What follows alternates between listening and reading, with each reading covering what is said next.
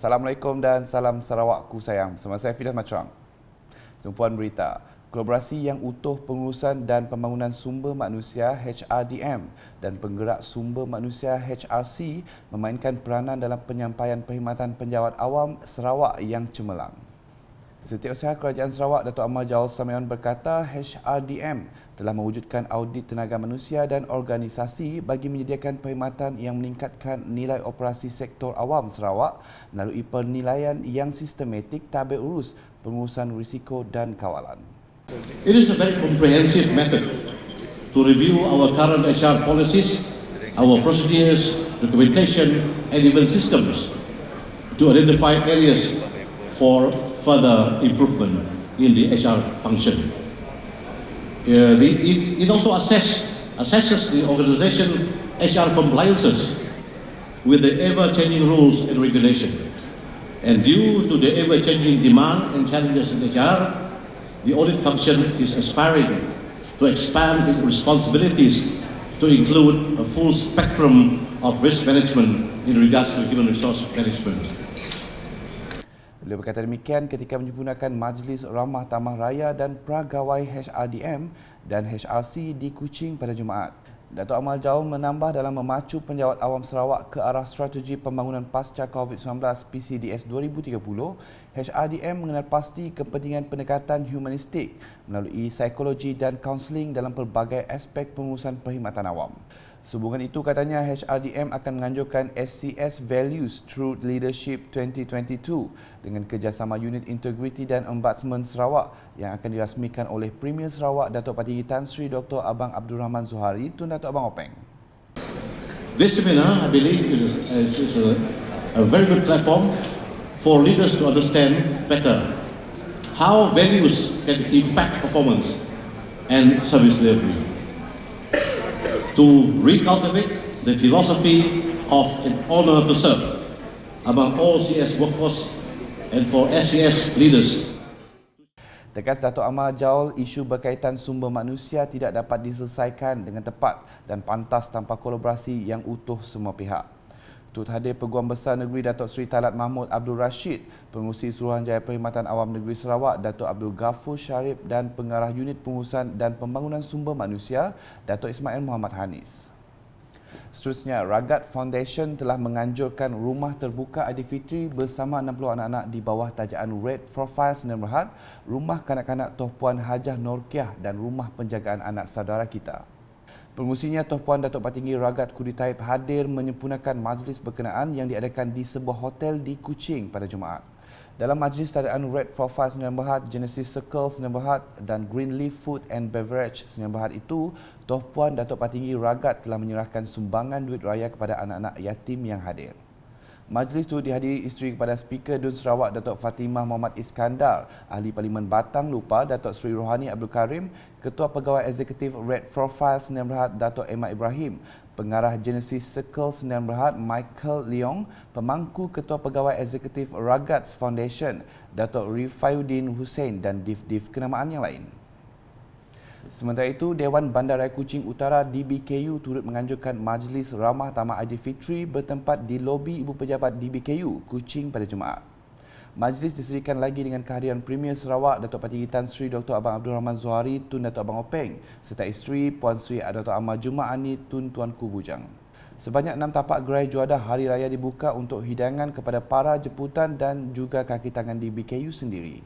Majlis Ramah Aidilfitri di BKU kali ini turut diselitkan dengan hiburan bertemakan Raya, cabutan bertuah King and Queen, Ramah Tamah Aidilfitri di BKU 2022 dan hadiah gerai tercantik. Hadir sama Timbalan Menteri Utiliti dan Telekomunikasi Utiliti Datuk Dr. Abdul Rahman Junaidi serta isteri, Datuk Bandar Kuching Utara Datuk Junaidi Ridwan serta isteri, Timbalan Setiausaha Kerajaan Negeri Transformasi Sosio-Ekonomi Datuk Seri Muhammad Abu Bakar Mazuki, Timbalan Menteri Tenaga dan Kelestarian Alam Sekitar Dr. Hazlan Abang Hibni serta div-div kenamaan yang lain. Dalam pada itu, Lembaga Penduduk dan Pembangunan Keluarga Negara LPPKN Sarawak telah mengadakan sambutan Hari Ibu 2022 bersempena program Jelajah Kasih Keluarga bertempat di Hospital Umum Sarawak pada Jumaat. Gimik perasmian disempurnakan oleh isteri Premier Sarawak Puan Sri Datuk Ahmad Jumaani Tun Tuanku Bujang, diiringi tetamu jemputan Datin Ahmad Datuk Doreen Mayang dan Datuk Dayang Noliah Datuk Awang Daud. Salam sejahtera. Dengan ini saya dengan lafaz Bismillahirrahmanirrahim meresmikan sambutan Hari Ibu tahun 2022 peringkat LPPKN Negeri Sarawak. Kasih Ibu selamatnya. Sekian, terima kasih. Assalamualaikum warahmatullahi wabarakatuh. Dalam majlis sama, Puan Sri Datuk Ahmad Jumaani berkesempatan menyantuni para ibu-ibu di Wad Bersalin dengan menyerahkan sumbangan beserta sekuntum bunga yang menjadi simbol bagi sambutan hari istimewa tersebut. Beralih ke laporan persidangan DUN Sarawak. Kementerian Percolongan Industri Kreatif dan Seni Persembahan Sarawak dan Jabatan Muzium Sarawak bercadang untuk mewatakkan Kubu Rene sebagai salah satu bangunan warisan Sarawak di bawah Ordinan Warisan Sarawak 2019, Sarawak Heritage Ordinance 2090. Timbalan Menteri Pelancongan Industri Kreatif dan Seni Persembahan Sarawak, Datuk Snodan Lawan berkata, kementeriannya sentiasa berusaha mendapatkan peruntukan untuk membaik pulih Kubu Rene agar dapat dijadikan mercu tanda saratok sekaligus menjadi satu destinasi pelancongan di Sarawak. Kebiasaan kubu-kubu ini apabila telah disiap di naik taraf, ia akan dilengkapi dengan galeri-galeri yang menunjukkan sejarah-sejarah sosial perkembangan pekan dan masyarakat setempat. Contohnya seperti Kubu Elis di Seri Aman yang apabila telah siap dibaik pulih, ia pun telah dijadikan sebagai muzium warisan di Seri Aman. Dalam kubu tersebut, pengunjung-pengunjung dapat memerhati dan memahami tujuan dan peranan kubu serta menghayati sejarah-sejarah setempat dan budaya masyarakat di Seri Aman. Beliau menjelaskan demikian bagi menjawab soalan Ahli Dewan Undangan Negeri Kalaka Muhammad Duri dalam persidangan DUN ke-19 pada Khamis. Dalam perkembangan sama, beliau memberitahu terdapat 5 kubu yang serupa telah dibaik pulih di Sarawak menerusi program pemuliharaan dan menaik taraf kubu bersejarah oleh Jabatan Muzium, antaranya seperti tertera.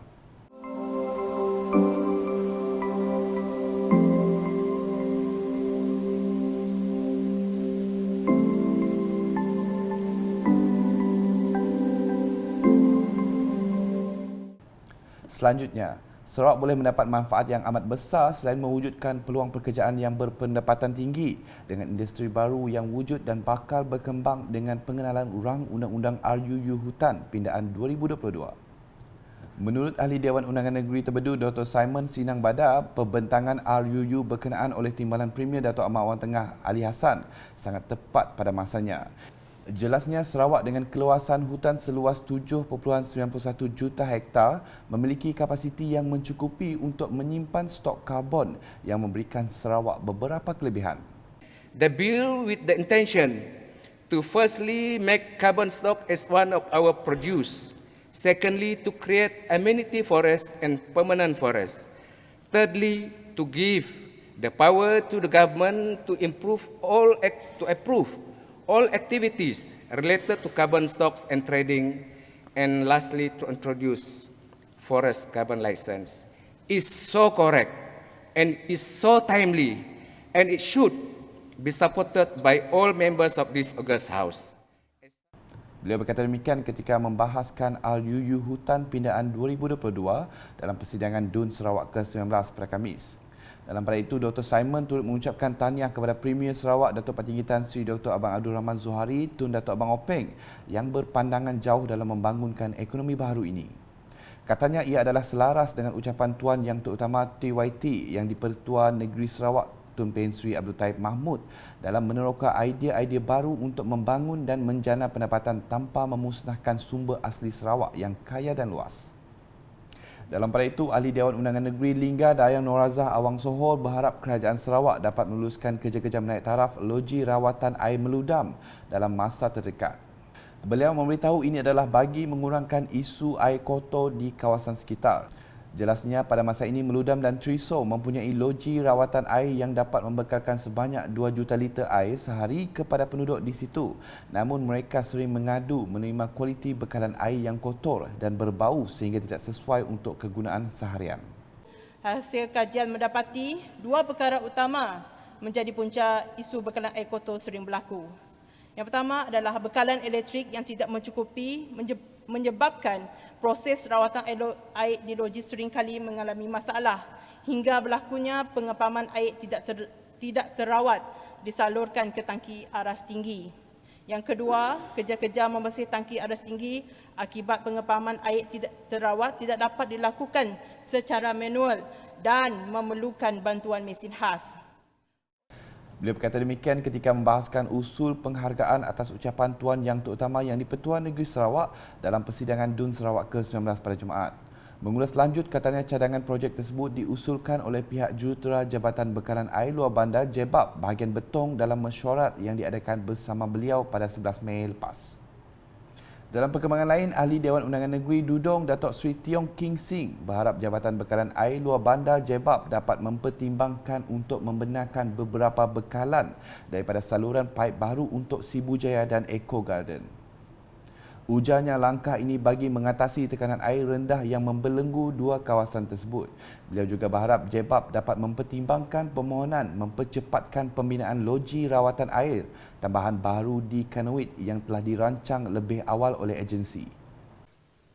However, I would like to urge the Minister of Utility and Telecommunication seriously and immediately to assist and help to look into this problem, which have made the people suffer due to the poor planning by the agency. As now I understand that the ministry had through the JEBAB under construction to build a new 600 mm pipeline from the Saring treatment plant through Jalan Saling, through Jalan Tung Ahmad Jaidi, through Jalan Tunggu Abdul Rahman, through Jalan Durian Ling, through